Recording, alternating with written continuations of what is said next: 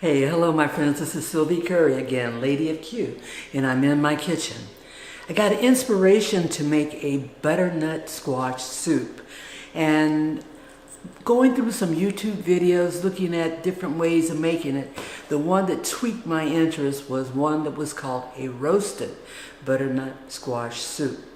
This was a recipe based upon Chef John over there at Food Wishes. He published that one, I guess, about 3 years ago, and it just looked real yummy to me. So I decided to try my hand at it and see how it turns out. Here we go. We're going to do a roasted butternut squash soup. These are some of the ingredients for our roasted butternut squash soup. I've got a 3-pound butternut squash. The recipe called for about a 3.5 pounds, so I made up the rest by using a little bit more of my sliced carrots. So we got the butternut squash, sliced carrots, garlic, and that's about 8 cloves of garlic, 3 tablespoons of butter, and this is approximately 2 small onions chopped. In addition, we have salt, and that's about 2 teaspoons of salt, which will be used during the recipe.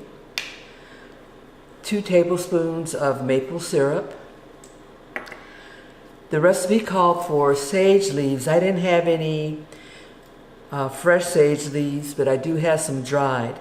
So this is going to experiment to see if dried will work.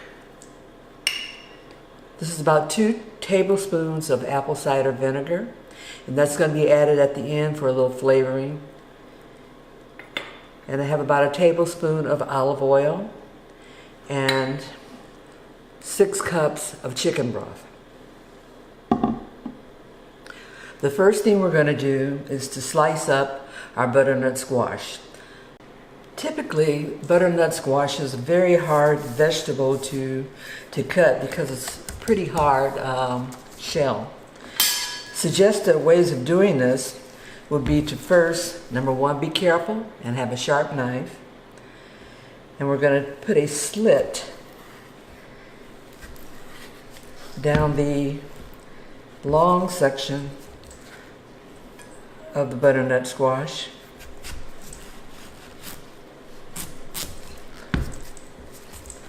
And hopefully get through the other side.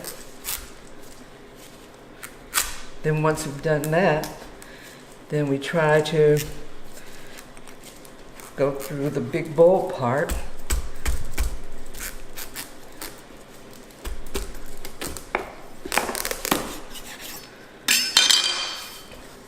There we have it.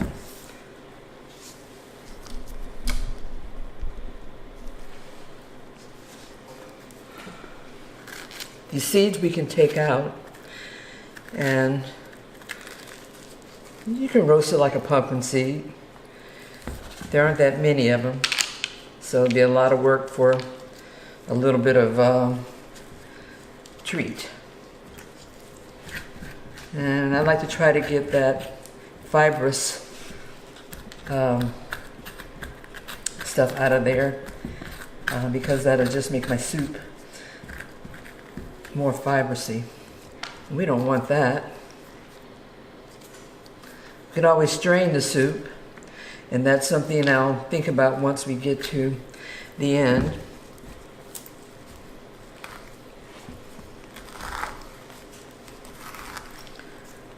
So just take that spoon, dig on in there, try to separate the fibrous part from the butternut squash section.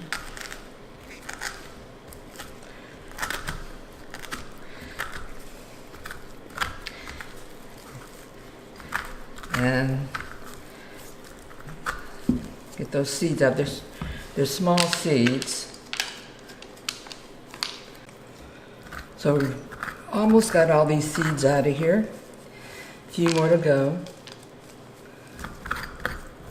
Once again, I'm going to try to get the bulk of this fibrous part of the squash out.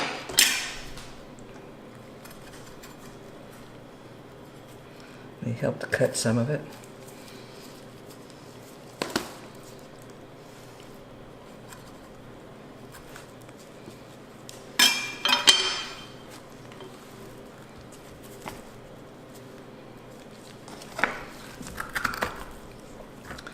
Okay, then once we've got this all cleaned out, we'll go to the next step, and that will be preparing to roast.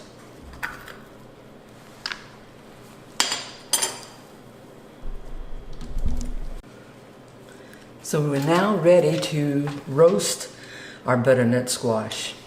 We're going to start by adding the olive oil to a pan,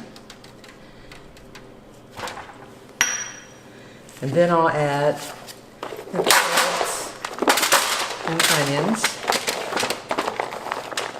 and the garlic.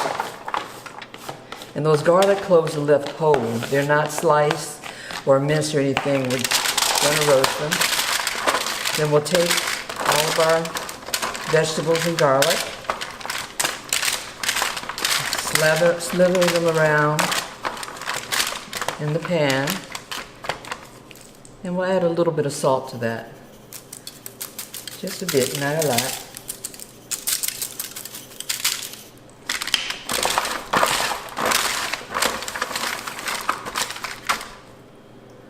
Then we'll take our butternut squash, place it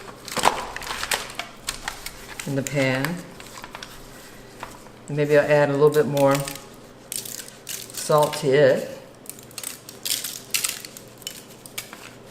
Now we're ready to place it in. I set my oven on convection at 375, and we're going to roast that for about an hour, and we'll be able to test it to see if the butternut squash is ready. So the length of time that this is going to roast is totally dependent on this squash. Now we're getting ready to make our brown butter sage mixture. I've got 3 tablespoons of butter here, and we'll get that to a melt. And this is a process you have to be very careful because the butter will brown very quickly once it starts, and we don't want it to burn, we just want it browned. The butter is continuing to get foamy, and it's probably going to start turning brown in just a little bit. The importance of the brown butter mixture is to bring this butter to a caramelization type state, and it adds a nice aroma in addition to flavor to the dish that you're going to be putting it in. Getting more and more foam. So I anticipate that it should start to browning pretty soon. And actually there, you can see a little bit of it right there. With this black pan, it may be harder to view, but take my word for it. It's starting to brown. As I mentioned before, we have to be very, very careful because it can turn from browning to burning really quick. When it gets to a certain stage, I'm going to remove it from the heat immediately. And then we'll add our sage mixture to it. You see that?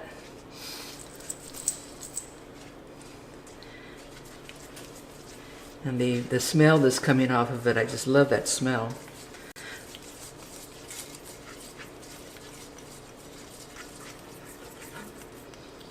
I'm going to turn off this heat now. And here we go to add our actually dried sage, which I'm hoping will impart some great flavor to it like the fresh sage would have. And even though this fire is off, the sage is still going to infuse in this brown butter.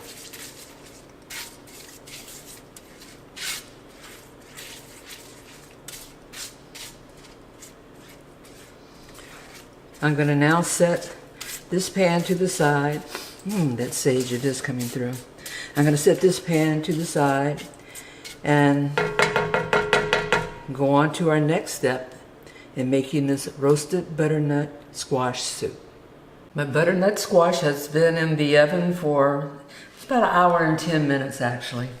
And you can see just by the way the knife's going in that it is tender. Now we're going to move it to a pot that we're going to cook it in for the final steps of the process. I have on my gloves, the cotton lining, which makes it easy for me to be able to hold on to this squash because it is still very hot. I just took it out of the oven. And so we'll just take the spoon and just scrape the flesh and put it into our pan. I've got my squash scooped out, and actually, while I was doing the scooping of it, I kept on thinking, you know, it probably would have been easier to have peeled that butternut squash in the beginning versus cooking it with the skin still on, just for ease of taking it off and the amount of waste I have by scooping it out of the shell. Anyway, I have in here the caramelized onions, the caramelized carrots, the garlic, cloves, and then I'm going to add to this mixture my brown butter sage mixture, including the sage leaves.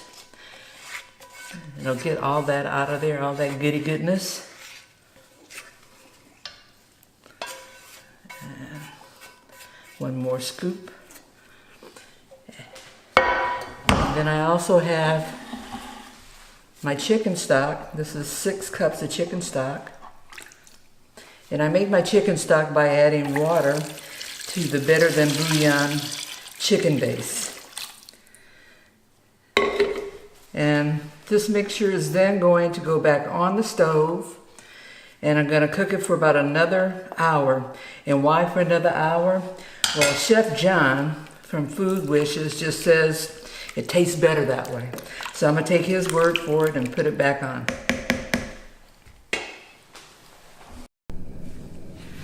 Okay, it's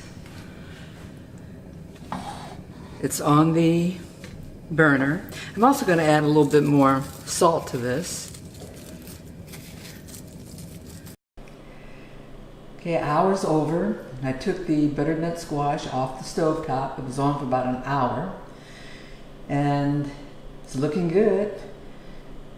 This step now is to go through, and I'm going to use an immersion blender to puree it and see if we can get a nice smooth consistency.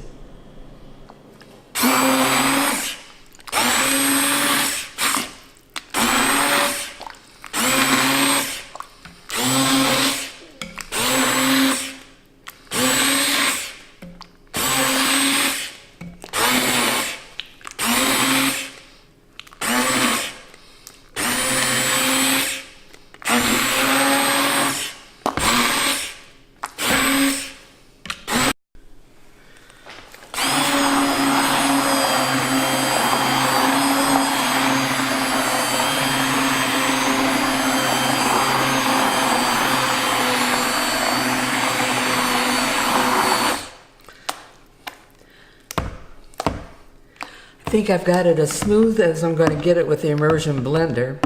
Now I'm going to put it through a strainer and get some of the big pieces of fibrous material, whatever is left in there. You know, not to say that this soup would be very good just as it is now, but you want perfection.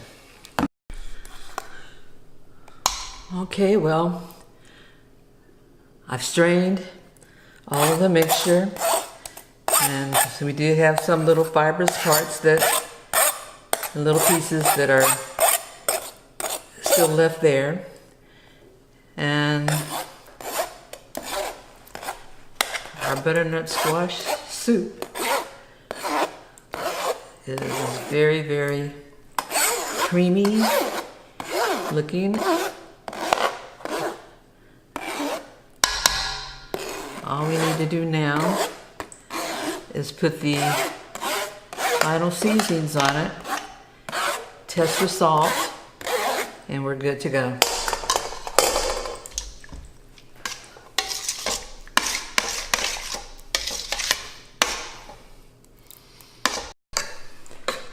Our butternut squash has been strained, so it's nice and creamy now.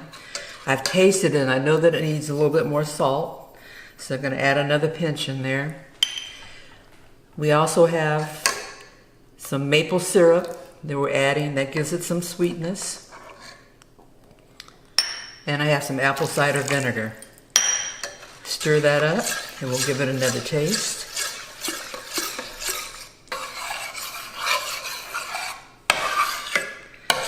Looks so good.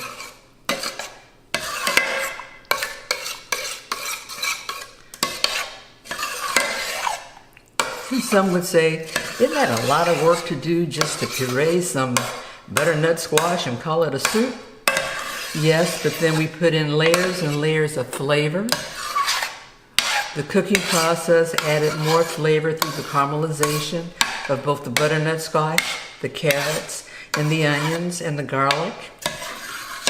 Then we strain it to make it the best creamy looking consistency.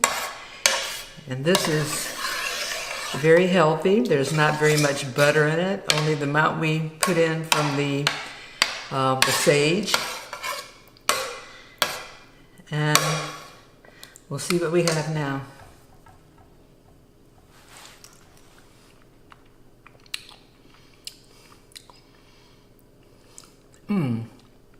That's good to go.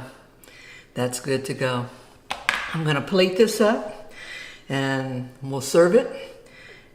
And we'll have roasted butternut squash for dinner. Butternut squash soup. Better yet, roasted butternut squash soup with a dollop of sour cream. Let's take a bite of this baby.